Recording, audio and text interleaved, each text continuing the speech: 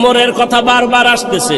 ওমর রাদিয়াল্লাহু তাআলা খুতবা দিতেছেন, খুতবা হঠাৎ করে একটা অন্য আওয়াজ দিছেন, ইয়া সারিয়াতাল জাবাল, ইয়া সারিয়াতাল জাবাল, ইয়া সারিয়াতাল জাবাল। এই সারিয়া, পাহাড় পাহাড় পাহাড়। সারিয়া কই? ওমর যেখানে আওয়াজ দিছে ওখান থেকে 2000 কিলোমিটার দূরে ইরানে যুদ্ধ চালায় সারিয়া। কয় হাজার দূরে? 2000 কিলোমিটার দূরে। ওমর ডাক দিছে, সারিয়া পাহাড়। সারিয়াকে পরে জিজ্ঞাসা করা হলো, সারিয়া ওমরের আওয়াজ শুনছিলেনি? কাছে বৈশা বললে, যেভাবে শুনি ওভাবেই শুনছি। এ তো হাদিসের কথা শুনাইতেছে, তোমার পণ্ডিতি তো হাদিস পর্যন্ত টিকে না। ও ভাই, তাকওয়ার একটা স্লোগান হলো, বান্দা গুনাহ তুমি নেক আমল করতে পারো কি না পারো, গুনাহ করিও না। কারো উপকার করতে পারো কি না পারো, চুপ থাকো, ক্ষতি করিও না। কারো প্রশংসা করতে পারলে করো, না পারলে চুপ থাকো, বদনাম বলিও না। তোমার বদনাম বললে তোমার ক্ষতি, অন্যের ক্ষতি নাই। আল্লাহর কোরআন তোমার হাতের মুঠোয় কেন মানো না? ওয়াইলুল লিকুল্লি হুমাযাতিল লুমাযা, সূরাটার ব্যাখ্যা পড়ো, তরজমা বাংলায় পড়ো, মোবাইলে পড়ো। মোবাইলে তো ভালো জিনিসও পড়া যায়, ওগুলো পড়ো, দেখো গীবত যারা করে, মানুষের দোষ পেছনে বলে, তাদের পরিণাম ফল কত ভয়ঙ্কর। ইয়া আইয়ুহাল্লাযীনা আমানু ইজতানিবু কাসীরাম মিনায-যান ইন্না বা'যায-যান্নি ইসমুন ওয়া লা তাজাসসাসু ওয়া লা ইয়াগতাব বা'যুকুম বা'যা আইয়ুহিব্বু আহাদুকুম আন ইয়াকুলা লাহমা আখিহি মাইতান ফাকারিহতুমুহু ওয়াত্তাকুল্লাহ ইন্নাল্লাহা তাওয়াবুর রহিম। এই তোমরা বাড়ি যাও, আমি যাবো না? চিন্তা করছেন? এখন পর্যন্ত খালি একটু টের পাইছে, বৃষ্টি হয়েছে। এই হলো ইমানের হালাত। এগো দিয়ে আল্লাহ করবে জেহাদ, এগো হাতে দেবে আল্লাহ ইসলামের পতাকা। এত সোজা, এত সোজা। আল্লাহ হেদায়াত দান করবে। ওই যে বলছি না, কপাল কপাল কপাল। আবু জাহিল নবীরে 13 বছর দেখাও কপাল খুলে না, আর ওমর নবীরে জবাই করতে যাইয়াও কপাল খুলে গেছে। এর নাম কপাল। আল্লাহ হেদায়াত দান করবে। ও যুবক, কয়দিন আর দুনিয়ায় বাহাদুরি করবা? বলো বাবা, তোমার মতো আমি আবারও বলছি, আমি কিন্তু এতক্ষণ চিল্লাইতেছি, অনেক কষ্ট হইতেছে আমার।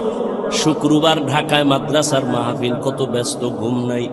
মাত্র 2-3 ঘন্টা ঘুমায় দৌড়ায় আসছি, আবার চলে যাব বাবা।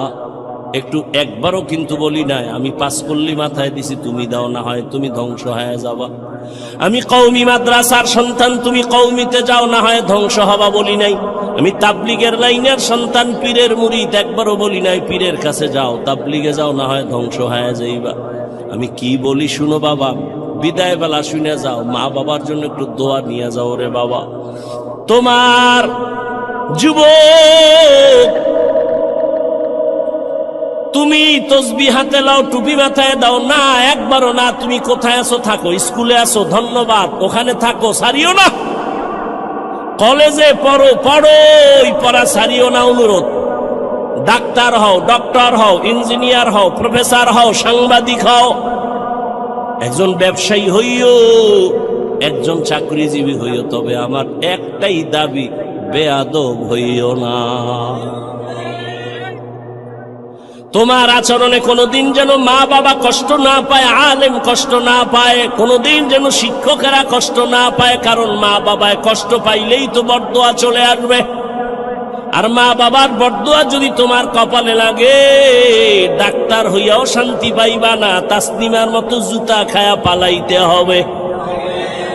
মা বাবার দোয়া ছাড়া ভালো হইতে পারবি না, সফলতার দরজা খুলবে না। শিক্ষকের দোয়া না থাকলে তোমার বিদ্যার সাগরে তুফান আসবে না। আলেমদের দোয়া না থাকলে চরিত্র সুন্দর হবে না। অতএব অনুরোধ করে বলি, ডাক্তার হও, বেয়াদব হইও না। ইঞ্জিনিয়ার হও, বেয়াদব হইও না। প্রফেসর হও, বেয়াদব হইও না। সাংবাদিক হও, বেয়াদব হইও না। ব্যবসায়ী হও, বেয়াদব হও না। খবরদার, তুমি একজন চাকুরিজীবী হও, বেয়াদব হও না। এবার বাস্তবায়নে দেখো তো, নজর করো তো, খেয়াল করো। তোমার মতো যুবক জীবনে মাদ্রাসায় পড়ে না, আলিফ বাতাও জানে না, স্কুল কলেজে পড়িয়াও 5 বেলার নামাজ পড়ে, সত্য কথাটার সাক্ষী দাও আসেনি, বাস অশেষ। এইবার তুমি রুমের দরজা লাগাইয়া অন্ধকারে জুতা খুইলা কপালে বাড়ি দিও, তোমার জুতা দিয়া, যে রে আমার মতো যুবক স্কুল কলেজে ফিরা নামাজ পড়ে, আমি কেন পারি না, জুতা দিয়া বাড়ি দিস অন্ধকারে, কেউ যেন দেখে না। আর কেমনে বুঝাইলে তুমি বুঝবারে যুবক? যদি বলো হাফিজ ভাই আমগো পাও ধরলে আমরা নামাজ ধরবো, বল আমি নিচে নেমে আসি রে বাবা। তোমার মতো যুবক র্যাব, আর্মি, পুলিশ, বিডিআরের চাকরি করে, doctor, professor, engineer, OC, DC, SP, ওকিল, ব্যারিস্টার, 5 ওয়াক্ত নামাজি, দাড়িওয়ালা নাই। আর ওয়াজের দরকার নাই তোমার, এই ওয়াজের পয়েন্ট এই একটাই, কপাল খুললে খুলবে, না হয় জুতার বাড়ি। তুমি চিন্তা করো, তুমি কেন পারো না? রাস্তায় গাড়ি চালায় যুবক, নামাজ ছাড়ে না, তুমি কেন পারো না? তোমার মতো যুবক নদীর মধ্যে মাছ ধরে, কৃষি কাজ করে, নামাজ ছাড়ে না, তুমি কেন পারো না? বৃদ্ধ বাবাজি আপনার মতো বুড়ারা মসজিদে গিয়া নামাজ আদায় করে, আপনি কেন পারেন না? পর্দার আড়ালের মা বোনেরা, এরে আম্মা জান, এতক্ষণ আপনাদের সন্তানদের যত বয়ান শুনাইলাম, আপনাদের দোয়া আর চেষ্টা না থাকলে এগুলো সম্ভব হবে না। এ দুনিয়ায় যত ফল হইছে ভালো, গাছ ভালো হওয়ার কারণে, এ দুনিয়ায় যত ভালো সন্তান আসছে সব মায়ের অবদানের কারণে। এরে আম্মা জান, আপনাদের কত মর্যাদা, কত দাম। আপনারা নবীদের মায়ের মতো মা, সাহাবায়ে কেরামের মায়ের মতো মা, আলেম হাফেজের মায়ের মতো মা, খাদিজা রাদিয়াল্লাহু আনহার মতো নারী, ফাতেমা রাদিয়াল্লাহু আনহার মতো নারী, আয়েশা রাদিয়াল্লাহু আনহার মতো নারী। এরে আম্মা জান, এই দুনিয়া আল্লাহর এক বড় দুশমন ছিল ফেরাউন, তার স্ত্রীর নাম আপনারা জানেননি?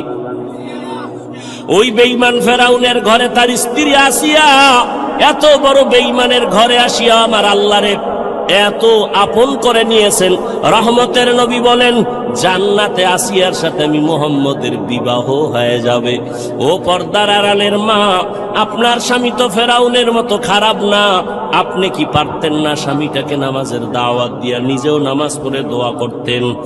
আর স্বামীরে যদি বলতেন, ও স্বামী, জীবনে হারাম মাল ঘরে আনবা না, হারাম খাইয়া নিজেরাও রক্ত নাপাক করবো না, সন্তানেরও নাপাক বানাবো না। স্বামীরে যদি বুঝাইতেন, স্বামী কোনোদিন হারাম টাকার মাল ঘরে আনতো না। আর ভালো করে মনে রাখবেন, যদি হারাম টাকা দিয়া সন্তানের বড় করেন, ওই হারাম টাকার খাওন খাইয়া সন্তান মা বাবার খেদমত কোনোদিন করবে না। ও মা, এখনো সময় আছে। আপনার মতো কত মা আছে পর্দা করে, মোবাইলে চরিত্র বিক্রি করে না, নামাজ ছাড়ে না, স্বামীর মালের খেয়ানত করে না। আপনি কি পারেন না? এখনো সময় আছে, তওবা করেন। স্বামীর মাল নষ্ট করবেন না, কারণ স্বামীর মাল তো মূলত আপনারই মাল, স্বামী মরিয়া গেলে তো আপনারই থাকবে। ও যুবক বাবা, তুমিও তওবা করো। বাবার টাকা উড়াইতেছো, আল্লাহ না করুন বাবায় মরিয়া গেলে সংসারের হাল তো তোমার ধরা লাগবে। তাহলে বাবার টাকা নষ্ট করো মানে তোমার ক্ষতি তুমি নিজে করলা। আর একটা কথা মনে রাখো, আসল পুঁজি থেকে যদি কেউ চুরি করে, কোটি টাকা কামাই করলো, ওই সংসারে বরকত হবে না।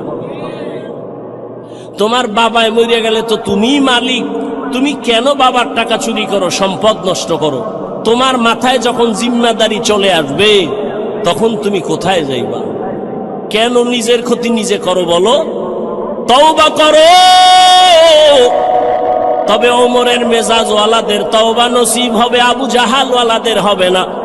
এখানে দোনো লাইনের মানুষ বসে আছে, কেউ বয়ান শুইনা বাইরে গিয়া সমালোচনা করে গুনার পাল্লা ভারী করবে, আর একদল ওমরের মেজাজ নিয়ে বৈশা কয়, জীবনে তো কম দাড়ি কাটি নাই, আর কত, জীবনে তো কম পার্কে দৌড়াই নাই, জীবনে তো রাতে মোবাইল কম চালাই নাই, গুনাহ কম করি নাই, আর কত, কোন দিন মরণ হবে জানা নাই, আর নামাজ ছাড়বো না, দাড়ি কাটবো না, বেপরদায় চলবো না, মা বাবার সাথে বেয়াদবি করবো না, ওলামায়ে কেরামের দোয়া নিয়া, শিক্ষকের দোয়া নিয়া নবীর তরিকা মেনে চলবো। ওমরের মেজাজওয়ালা তওবা করার যদি নিয়ত হয়, মুনাফিকি আর দুর্বলতা অন্তরে না থাকে, যদি তওবার নিয়ত থাকে, দুটো হাত আমার আল্লাহকে দেখাইয়া দাও। আয় আল্লাহ, হাতগুলো কবুল করে নেন, তওবা কবুল করে নেন, তওবার উপরে মজবুত হইয়া চলার তৌফিক দান করেন, বলেন আমিন। আলহামদুলিল্লাহি রাব্বিল আলামিন, ওয়াসসালাতু ওয়াসসালামু আলা সাইয়্যিদিল আমবিয়াই ওয়াল মুরসালিন ওয়া আলা আলিহি ওয়া আসহাবিহি আজমাইন। ইয়া আরহামার রাহিমিন, ইয়া আরহামার রাহিমিন, ইয়া আরহামার রাহিমিন।